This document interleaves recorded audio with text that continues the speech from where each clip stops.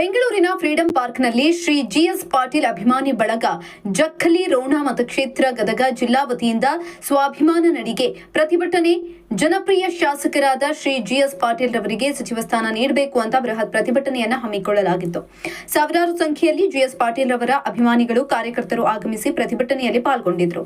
ಇವತ್ತಿನ ದಿವಸ ನಮ್ಮ ನೆಚ್ಚಿನ ನಾಯಕರಾದಂತ ಜಿಎಸ್ ಪಾಟೀಲ್ ಸಾಹೇಬರ ಒಂದು ಮಂತ್ರಿ ಸ್ಥಾನ ಬೇಡಿಕೆಯ ಸಲುವಾಗಿ ರೋಣ ಮತಕ್ಷೇತ್ರ ಗದಗ ಜಿಲ್ಲಾ ಹಾಗೂ ಉತ್ತರ ಕರ್ನಾಟಕದ ಅನೇಕ ಜಿಲ್ಲಾಗಳಿಂದ ಅವರ ಕಾರ್ಯಕರ್ತರು ಅಭಿಮಾನಿಗಳು ಈ ಫ್ರೀಡಂ ಪಾರ್ಕ್ ನಲ್ಲಿ ಸೇರ್ಪಡೆಗೊಂಡಿದ್ದೇವೆ.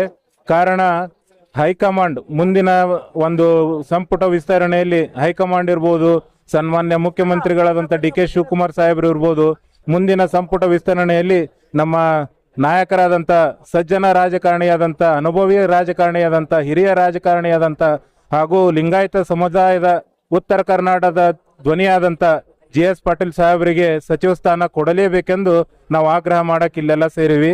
ಅವ್ರಿಗೆ ಯಾಕೆ ಸಚಿವ ಸ್ಥಾನ ಕೊಡ್ಬೇಕಂದ್ರ ಒಂದೆದ್ದು ಒಂದು ಸರಳ ಸಜ್ಜನಿಕೆ ರಾಜಕಾರಣಿ, ಸುಮಾರು 45 ವರ್ಷ ಅನುಭವಿ ರಾಜಕಾರಣಿ, ಯಾವುದೇ ಕಳಂಕರಹಿತ ಒಬ್ಬ ಸಜ್ಜನ ರಾಜಕಾರಣಿ, ದೀನರ ಪರವಾಗಿ, ದಲಿತರ ಪರವಾಗಿ, ಹಿಂದುಳಿದವರ ಪರವಾಗಿ, ಮಹಿಳೆಯರ ಪರವಾಗಿ, ಶಿಕ್ಷಣ ಪ್ರೇಮಿ, ಆರೋಗ್ಯದ ಪರವಾಗಿ ಯಾವಾಗಲೂ ಧ್ವನಿ ಎತ್ತುವಂತ ನಾಯಕ.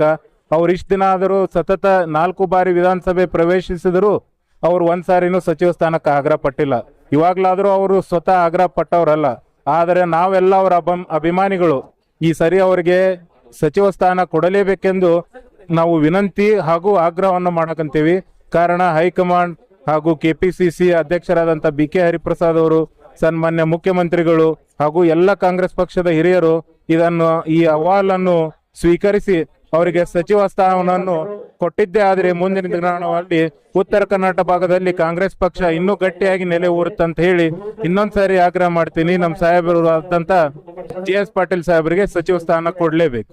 ಧನ್ಯವಾದ.